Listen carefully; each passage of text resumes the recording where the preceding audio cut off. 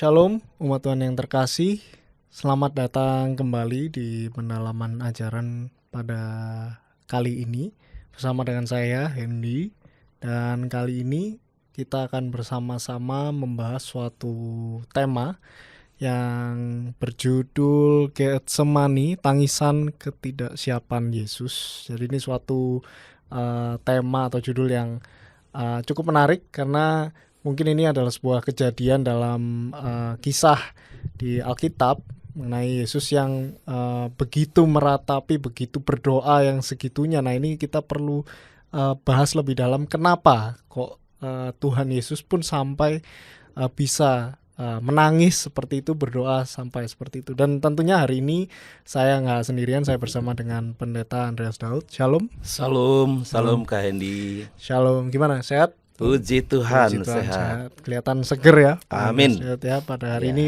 Pastinya siap buat ngebahas tema di hari ini dan yang harusnya cukup menarik ya, Om ya. Mungkin jarang ya. Jarang Iya, ya. ini tema Iya. yang banyak menimbulkan pertanyaan kenapa bisa begitu gitu kan ya? Ya, betul. Oke, sebelum kita masuk lebih dalam ya, saya bantu pimpin doa. Boleh, silakan. Pembuka. Mari kita berdoa. Bapak yang baik, terima kasih untuk segala kebaikan-Mu, segala kasih-Mu yang selalu menyertai kami Tuhan, dan sehingga kami boleh ada sampai hari ini, sampai saat ini bersama-sama membahas suatu tema mengenai Engkau ketika Engkau berada di Taman Getsemani. Biarlah kami semua boleh Engkau berikan hikmat supaya kami mengerti apa yang Engkau mau sampaikan Tuhan, dan biarlah kami boleh terapkan dalam kehidupan kami Tuhan. Kau sertai, Engkau bimbing, curahkan Roh Kudus-Mu untuk Bapak Andreas Daud yang akan menyampaikan perenungan ini, biarlah boleh menjadi berkat bagi kami semua. Terima kasih Tuhan, di dalam nama Tuhan Yesus kami berdoa. Amin. Amin. Oke, Om. Jadi seperti yang tadi judulnya ya, itu ketika Tuhan Yesus ada di Taman Getsemani, itu sedang berdoa. Itu kan kalau nggak salah ditemenin sama murid-muridnya ya. Pertama perjalanan ke Taman Getsemani bersama dengan murid-muridnya.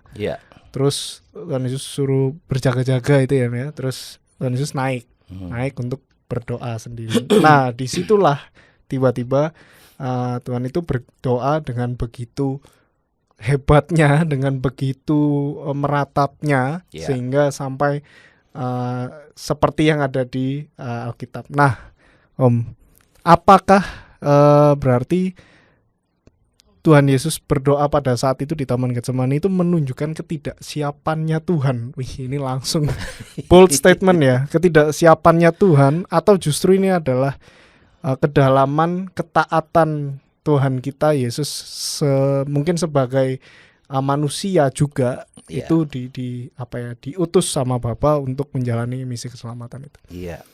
Iya, Kak Hendy. Ketika kita secara awam ini ya mendengar Yesus berdoa sampai sebegitu rupa, bahkan ada pernyataan langsung dari mulut Yesus sendiri. Hatiku sangat sedih, seperti mau mati rasanya. Sangat wajar kalau ada orang berpikir, kok Yesus bisa ngomong kayak gitu? Betul. Yesus ini kan Tuhan, Allah yang menjadi manusia. Betul. Kok bisa seperti itu? Nah, pernah terpikir nggak di benak Kak Hendy? Iya, jelas. Karena kayak kan harusnya Tuhan Yesus tahu ya apa yang akan terjadi gitu kan harusnya. Ya, pertama karena dia Tuhan.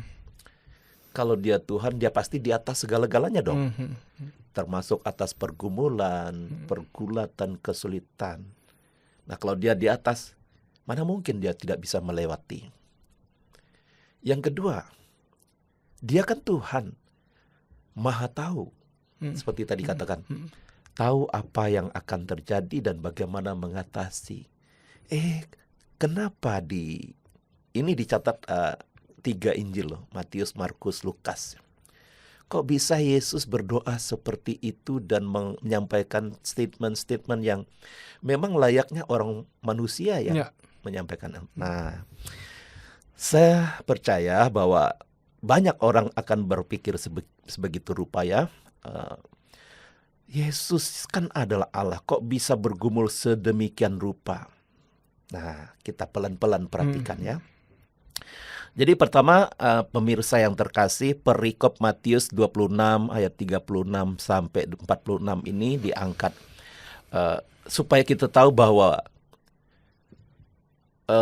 teks ini bukan sekedar catatan sejarah tentang Yesus yang sedang bergumul dalam doa di Taman Getsemani, melainkan dihayati sebagai titik awal misi karya keselamatan di dalam Tuhan Yesus Kristus. Karya keselamatan Allah di dalam Tuhan Yesus Kristus. Nah, pergumulan Yesus berdoa di Taman Getsemani itu, Kak Hendy, itu bukan menunjukkan ketidaksiapan yang diekspresikan dengan kesedihan, penderitaan, ketakutan, atau kegentarannya, melainkan bagian penting dalam rangkaian karya keselamatan Allah bagi manusia berdosa. Poin itu penting kita perhatikan. Bagian penting dari karya keselamatan Allah bagi manusia. Nah, oke, itu bagian penting. Mungkin bisa dijelaskan lebih detail. Maksudnya bagian pentingnya ini seperti apa gitu ya. Jadi saudara-saudara yang terkasih di dalam Tuhan, keselamatan itu adalah sesuatu yang tidak ternilai dengan apapun di muka bumi ini. Di seluruh dunia ini, siapapun tidak bisa mengalahkan nilai keselamatan itu. Sebegitu pentingnya, sehingga dalam rangkaiannya, salah satu peristiwa Getsemani itu, Allah sendiri dalam Tuhan Yesus Kristus menunjukkannya begitu penting sehingga harus melewati pergulatan yang tidak mudah. Nah, di Taman Getsemani kan Yesus menyatakan hal yang paling penting sebagai realitas kemanusiaan yang sepenuhnya. Nah, ini poin penting dulu ya. Pergumulan Yesus sampai kemudian ada diksi yang mengatakan, aku sangat sedih, seperti mau mati rasanya. Bukan karena Yesus gak kuat, gak sanggup, tapi ini dia mau menyatakan realitas kemanusiaannya yang sepenuhnya. Realitas keutuhan kemanusiaannya itu untuk apa?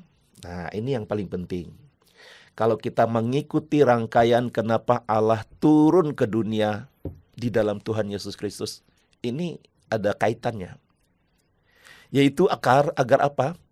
Agar dia, Yesus yang adalah Allah yang menjadi manusia itu, Kak Hendy, benar-benar bisa merasakan betapa beratnya beban dosa manusia yang ditanggungnya. Jadi kemanusiaan Yesus itu bukan karena dia tidak punya kerjaan atau apa. Yesus bisa nggak? Hai manusia yang berdosa, aku menyelamatkan engkau. Bisa saja. Tapi dia tidak akan pernah merasakan apa yang dirasakan oleh manusia akibat dosa itu. Itu Kak Hendy. Dan ketika Yesus berdoa di Taman Getsemani itu, Kak Hendy, dia bukan pura-pura menjadi manusia yang menderita loh. Tetapi dia benar-benar menjadi manusia seutuhnya, maka dia bisa merasakan lapar, haus, letih, lesu, tertekan, rasa takut, serta kesedihan yang hebat. Ini sesuatu yang luar biasa. Kak Hendy mau merasakan apa yang saya rasakan. Kak Hendy gak mungkin hanya bisa ngomong saja, aku bisa merasakan apa yang Pak Andres rasakan. Kak Hendy harus jadi saya dulu. Baru bisa merasakan apa yang saya rasakan. Ini misi yang luar biasa Kak Hendy. Nah, hal itu menunjukkan bukan hanya sekedar dia mau merasakan, tapi solidaritas yang bernilai tinggi luar biasa. Dia merasakan penderitaan manusia secara organik. Nah, ini penting ya. Saya mendapatkan istilah ini, ya bagus sekali. Merasakan penderitaan manusia secara organik.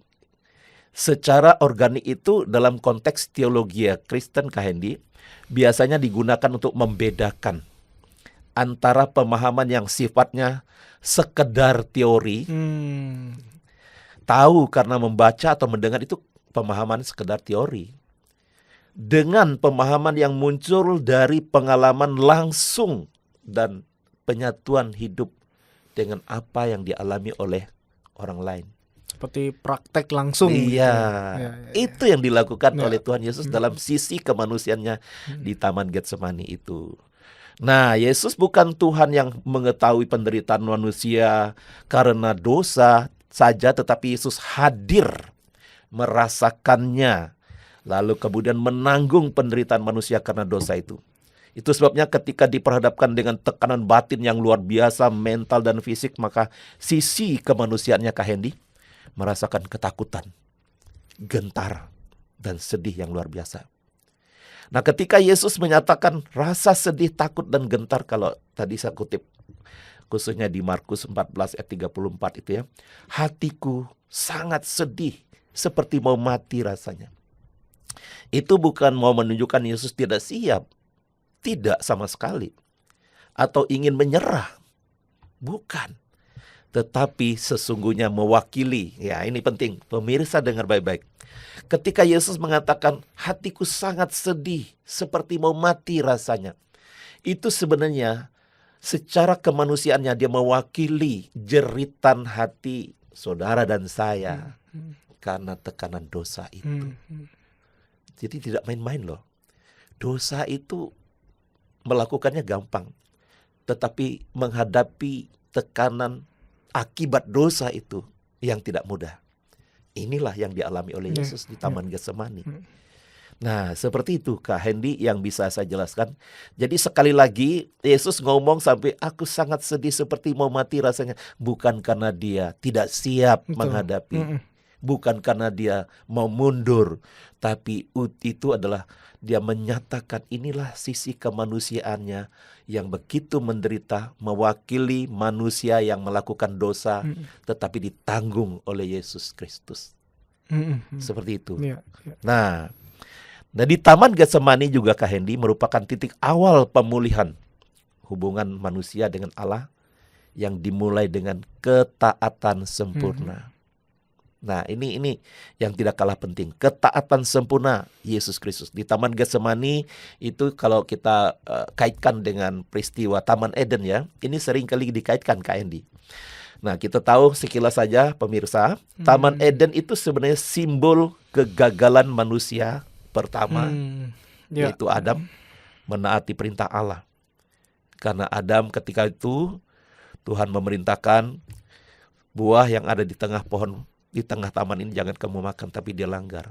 Dia gagal. Nah, dia ternyata lebih memilih kehendaknya sendiri di atas kehendak Allah. Nah, sedangkan Taman Getsemani, nah ini kita perhatikan. Ini simbol kemenangan Yesus. Karena di Getsemani yang penuh penderitaan, ya, beda sekali loh. Di Taman Eden Tuhan sediakan banyak sekali pohon. Semua pohon di taman ini boleh kau makan buahnya. Kelimpahan luar biasa kan. Kecukupan luar biasa kecuali satu. Tapi justru di tengah kelimpahan itulah manusia pertama tidak taat. Tetapi di Taman Getsemani yang mungkin gelap, Yesus menghadapi tekanan yang luar biasa, tapi dia bisa menaatinya. Inilah ketaatan sempurna yang saya katakan. Jadi Taman Getsemani itu kebalikan dari Taman Eden, yaitu simbol, kalau Taman Eden simbol ketidaktaatan atau kegagalan manusia, tetapi Taman Getsemani simbol kemenangan Yesus, karena di Getsemani lah yang penuh dengan penderitaan itu justru Yesus menundukkan diri pada kehendak Bapa. Ya Bapa, jikalau sekiranya mungkin, biarlah cawan ini berlalu dari hadapanku. Tetapi, nah ini kita perhatikan, tetapi janganlah kehendakku yang jadi, melainkan kehendakmu yang jadi. Ya, ini mau menunjukkan bahwa betapa Yesus menundukkan kehendak dirinya kepada kehendak Bapa yang mengutusnya. Ini dari sisi kemanusiaan ya. Seperti itu Kak Hendy. Nah kalau kita perhatikan di sana ada istilah ya, kalau dikatakan geneteto tu telemasau. Nah, itu kan terjemahan dari ya Bapakku, jikalau cawan ini tidak mungkin berlalu, ayat 42 Kak Hendy, kecuali apabila aku meminumnya, jadilah kehendakmu. Ya. Ini kalimat merujuk pada rencana strategis, ketetapan atau tujuan ilahi untuk yang berdaulat. Maknanya apa? Yesus bukan pasrah, melainkan penerimaan total kehendak Bapa. Yesus menyatakan bahwa rencana Bapa yang pakai kata aslinya telema itu adalah satu-satunya yang harus diwujudkan melalui pengorbanannya. Ya. Ini luar biasa.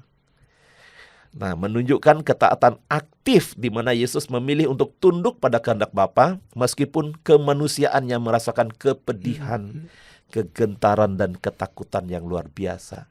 Seperti itu, Pak Hendy. Jadi kayak bukan seakan-akan bahasanya itu seperti memang sudah tidak ada opsi lain gitu untuk melakukan ini, hanya ini gitu, hanya taat saja yang bisa. Itu yang penting. Jadi pilihannya gitu. Iya, tapi mungkin boleh sedikit intermezzo aja. Iya.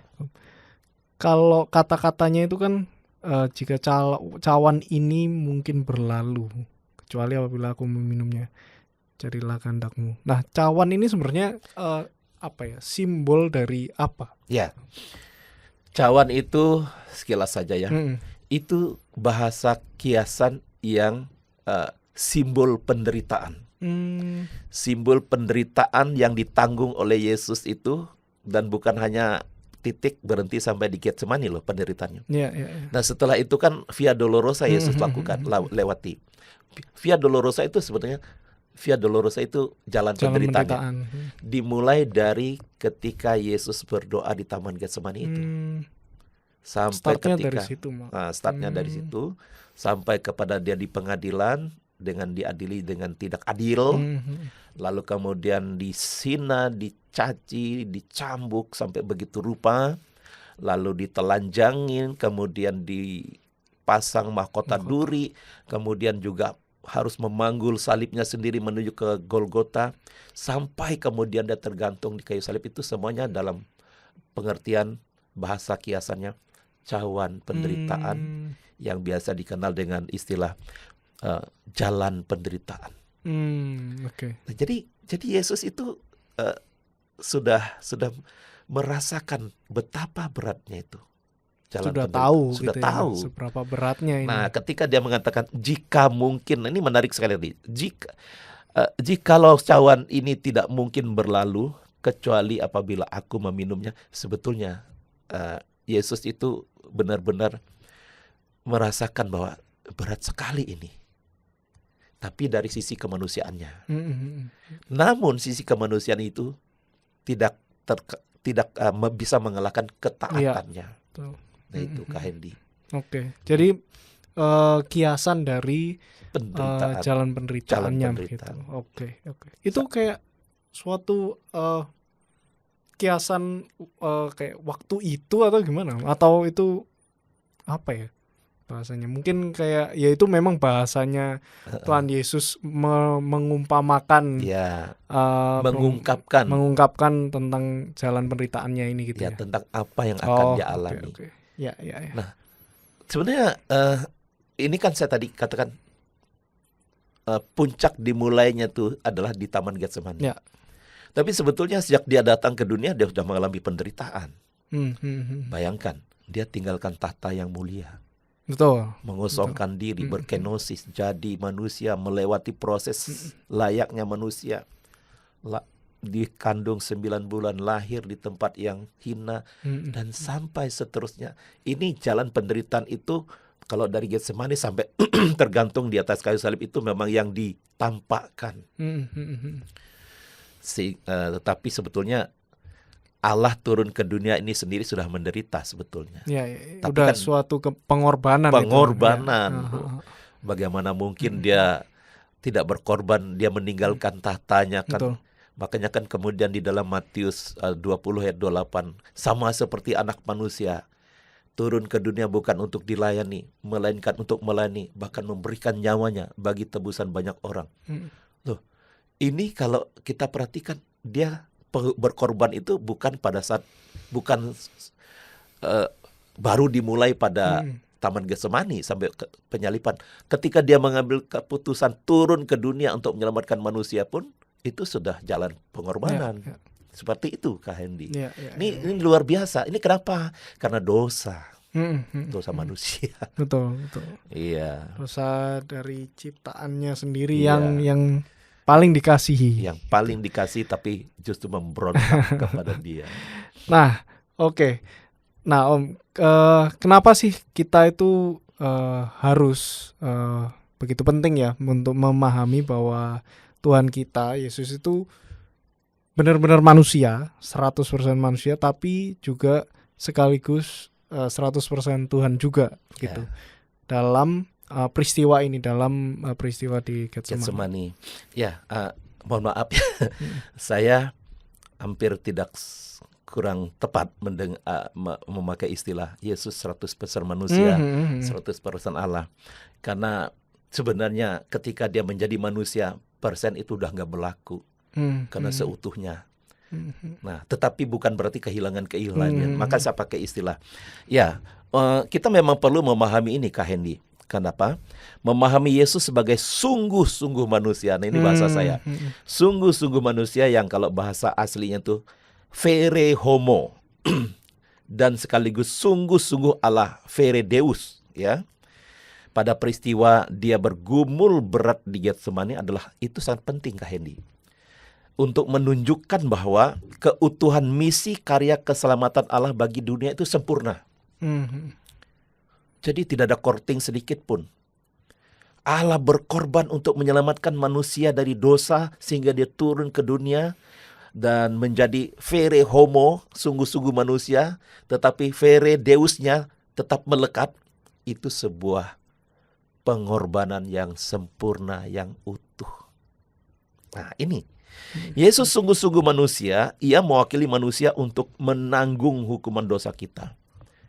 Kalau dia setengah manusia, dia mungkin merasakan setengahnya dari penderitaan manusia karena dosa itu.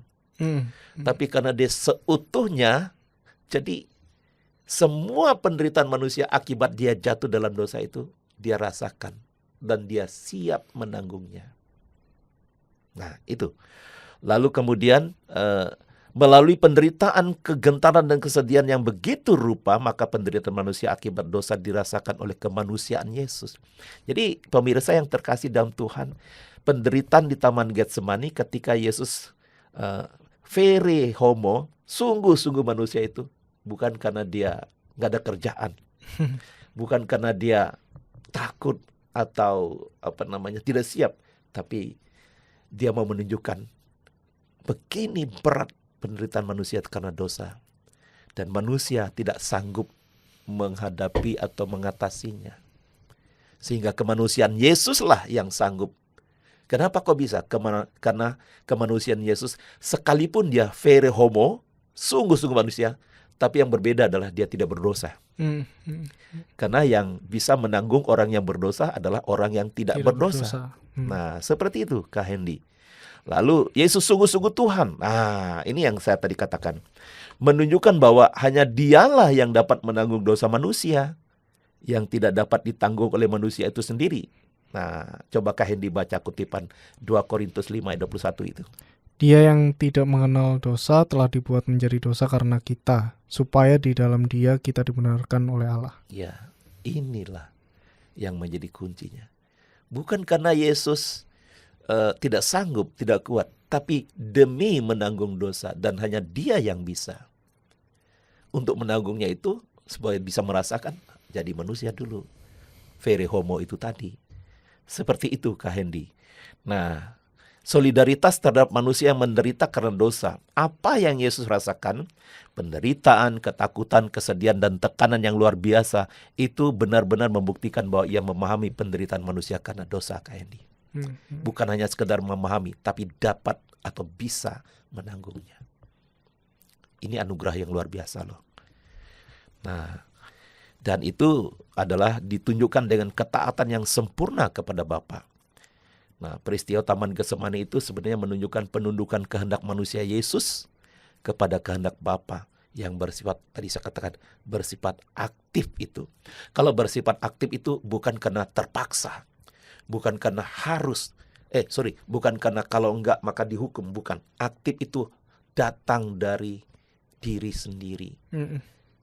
Nah, kan kalau misalnya Kak Hendy saya suruh melakukan sesuatu dan Kak Hendy tahu itu akan membuat menderita, mungkin Kak Hendy akan bernegosiasi dengan saya.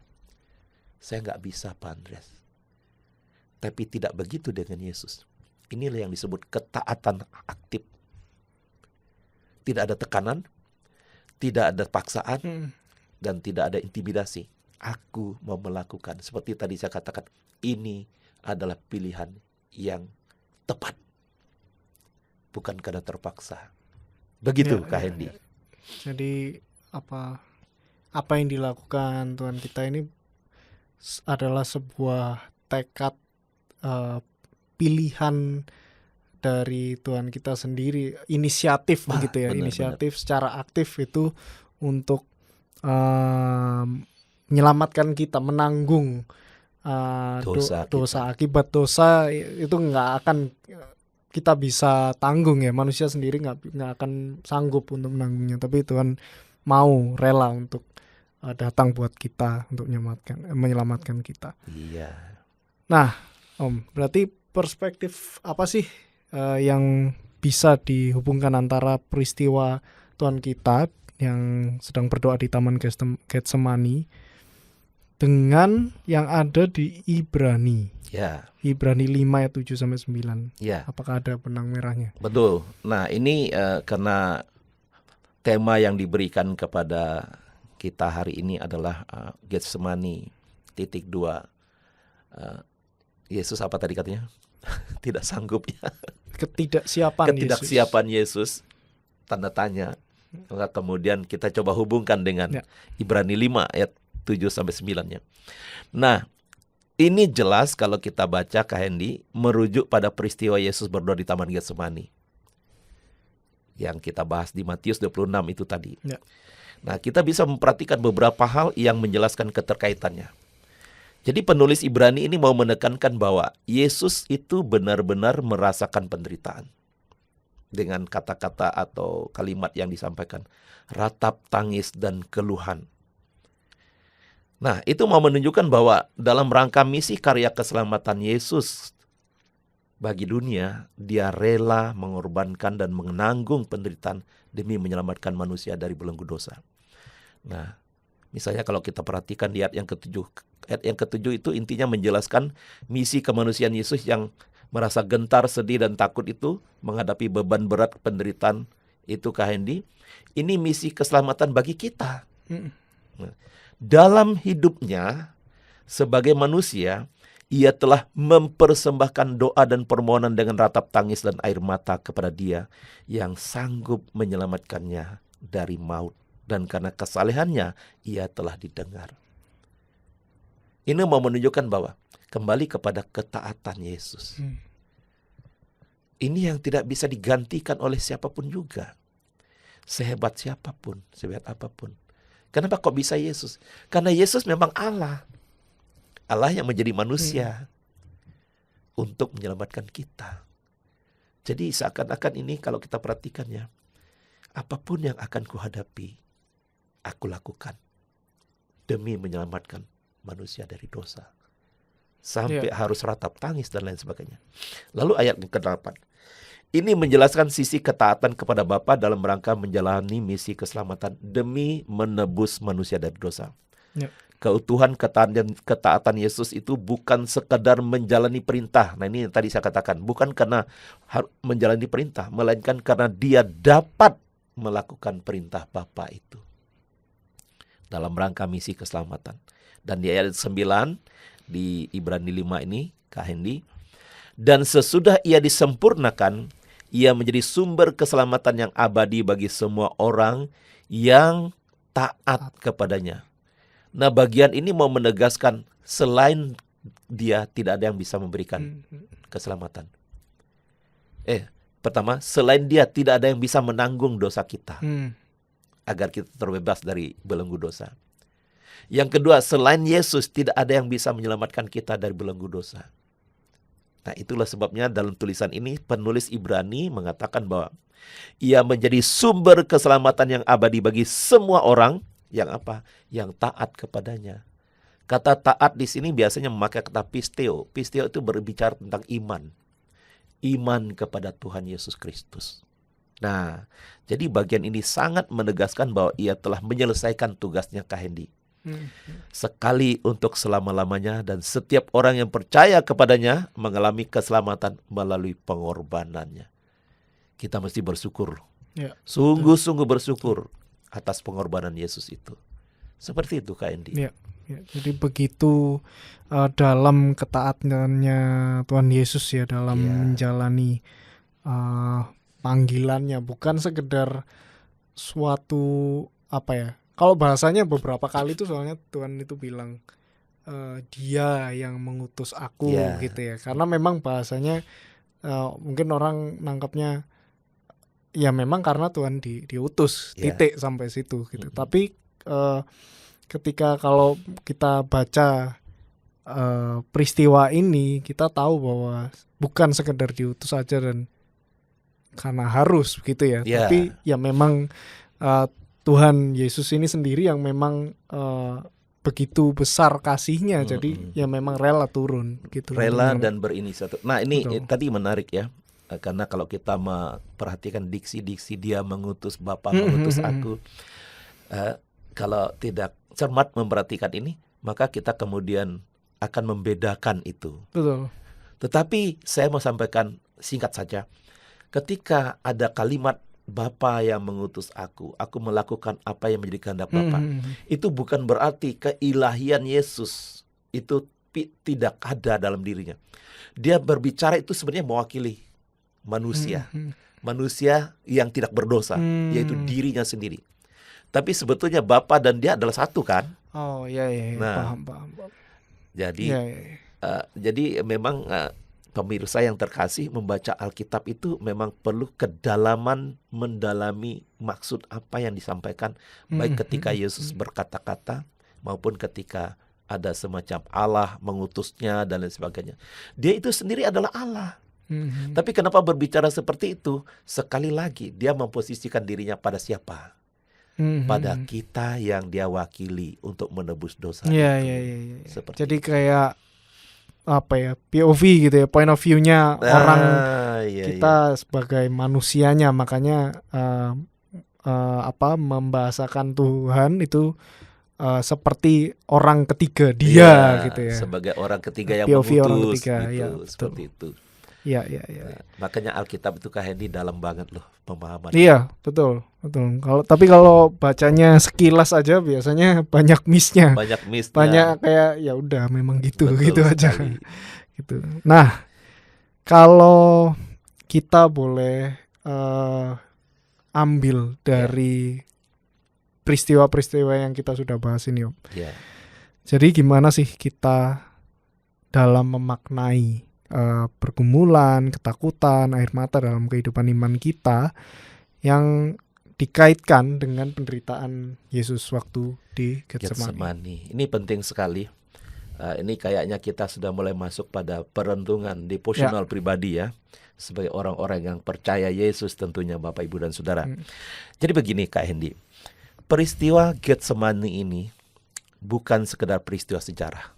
Sekali lagi, bukan sekedar peristiwa sejarah bagi setiap kita yang menghayati dan mempercayainya, melainkan ruang belajar bagi kita sebagai manusia yang rapuh, yang penuh dosa dan penuh kelemahan. Untuk apa? Untuk menghayati dan menyadari betapa kasih Tuhan Yesus itu, kasih Allah di dalam Tuhan Yesus itu begitu besar kepada kita. Ya, di tengah keadaan kita yang begitu lemah, ya, Dia mau turun ke dunia dan menanggungnya dengan penderitaan yang luar biasa. Ini poin pertama. Nah, ketika kita menghayati ini, muaranya kita harus betul-betul bersyukur. Tetapi tidak hanya bersyukur, kita harus berefleksi. Ternyata saya begitu rusak, begitu kotor, begitu tidak berarti akibat dosa. Dan Yesus, Allah yang menjadi manusia, mau menanggung saya agar saya bisa berarti. Itu poin. Ketika kita merasa sesak oleh beban dosa yang menindih hidup kita, Kak Hendy, kita boleh bercermin pada Yesus ketika bergumul di Taman Getsemani. Untuk apa bercermin? Karena penderitaan kesesakan akibat menanggung dosa kita. Nah, pada bagian itu, maka cerminan tersebut boleh menolong kita untuk berjuang agar penderitaan Yesus di Getsemani itu sebagai menjadi cambuk bagi kita. Untuk apa? Untuk bertekad hidup dalam kebenaran Tuhan Yesus. Ya, tapi saya kan manusia, Pak. Jatuh bangun dalam dosa. Saya tidak mengatakan kita harus tidak boleh jatuh dalam dosa. Selama masih di dalam dunia, kita pasti bisa jatuh dalam dosa. Tapi kalimat yang saya mau sampaikan, berefleksi dari cerminan penderitaan Yesus di Taman Getsemani, apakah kita masih betah di dalam dosa? Dengan penderitaan yang begitu besar, yang tidak dapat kita tanggung, dan hanya Yesus yang mau menanggungnya buat kita. Ini sebuah perenungan yang memang dalam sekali. Kenapa? Karena memang namanya manusia jatuh bangun dalam dosa itu sudah hal yang tidak bisa dipungkiri. Tapi apakah kita menginginkan itu selalu? Nah, ini yang menjadi perenungan kita. Yang berikutnya, Kak Hendy. Puncak dari Getsemani adalah pergeseran dari keinginan diri menuju penyerahan diri secara totalitas kepada Allah. Ayo, apakah kita tidak melihat Yesus dengan begitu bersedia menundukkan kehendaknya? Itu mewakili kehendak kita loh. Manusia kan goodwill-nya kan suka berbuat dosa. Nah, itu mau gak kita turunkan? Ya, karena ternyata akibat dosa itu seringkali muncul karena manusia ini tidak bisa menurunkan kehendaknya. Egonya, kesombongan, ketinggiannya itu yang dimunculkan. Tapi bahayanya, dia sendiri tidak bisa menanggungnya. Nah, kita coba lihat. Mari kita teladani Yesus. Turunkanlah ego kita, supaya kita tidak mudah gampang jatuh dalam dosa seperti Kak Hendy. Maka, Kak Hendy, menjadi sangat penting bagi kita melakukan apa yang telah Yesus pesankan. Yesus kan ngomong nih di dalam rangkaian doanya itu, ketika dia melihat murid-murid tidur-tidur itu. Berjaga-jagalah dan berdoalah supaya kamu jangan jatuh dalam pencobaan. Nah, pesan ini, Kak Hendy, bukan sekadar ucapan belaka, tetapi telah dilakukan oleh Yesus. Andai saja loh ya, berpikir secara sederhana. Andai saja Yesus, malas dah berdoa. Aku tidak maulah, ini berat sekali. Saya tidak mengerti bagaimana cerita hidup kita. Tapi ketika Yesus sampai 3 kali mengulangi doa yang sama dengan dikaitkan dengan ini begitu berat, sampai berkali-kali dia mengatakan 3 kali, kalau boleh Tuhan, ini bahasa saya, cawan ini lalu daripadaku. Tapi Yesus tetap memilih, aku lebih milih taat, tunduk kepada Allah. Maka kemudian saudara dan saya bisa mengalami keterbebasan dari belenggu dosa. Ini harus menjadi cerminan bagi kita. Apapun musim kehidupan penderitaan yang kita alami, mari kita berjuang juga untuk bangkit dari semuanya itu. Karena terlalu berat untuk kita tanggung. Seperti itu. Maka memaknai pergumulan, ketakutan dan air mata dalam kehidupan iman kita sendiri ini, pemirsa yang terkasih, ketika dikaitkan dengan pergumulan Yesus di Taman Getsemani adalah kuncinya. Mari kita meneladani ketaatan dan keberserahan Yesus pada kehendak Bapa dengan kerendahan hati dan beriman teguh padanya. Itu penting sekali. Tuhan. Ya, puji Tuhan. Ya, jadi kita semua diingatkan ya untuk kita udah dikasih contoh sebenarnya. Diteladani oleh Yesus. Ketaatannya yang luar biasa, sehingga kita mungkin kalau nggak ada Tuhan yang turun untuk memberikan teladan itu, mungkin kita nggak ada role modelnya. Harus seperti apa sih kita punya iman itu, kita punya ketaatan itu harus seperti apa sih. Dan mungkin kalau saya boleh sedikit tambahkan, bukan sekedar taat aja, tapi kita juga tahu bahwa Tuhan kita itu sudah rela mati untuk kita, menang atas dosa, menang atas maut. Gitu ya. Jadi Tuhan pun sudah selesai menanggung dosa kita, selesai menang atas maut, sehingga sebenarnya setiap permasalahan dalam hidup kita ini kita sepatutnya bisa tanggung di dalam Tuhan gitu. Di dalam Tuhan. Gitu. Kalau di luar Tuhan mungkin kita bisa putus asa, mungkin kita bisa khawatir yang luar biasa gitu ya. Makanya mungkin di luar sana bisa sering ada orang jatuh dalam sakit mental mungkin ya, jadi kayak depresi yang luar biasa begitu, sehingga mungkin pegangannya yang nggak ada mungkin bisa jadi. Nah tapi kalau kita sebagai anak Tuhan, kita sudah diteladani, ini loh Tuhan kita sendiri loh yang benar sekali menguatkan kita gitu. Nah sebelum kita tutup ada closing statement nggak buat kita semua agar kita semua makin menghayati?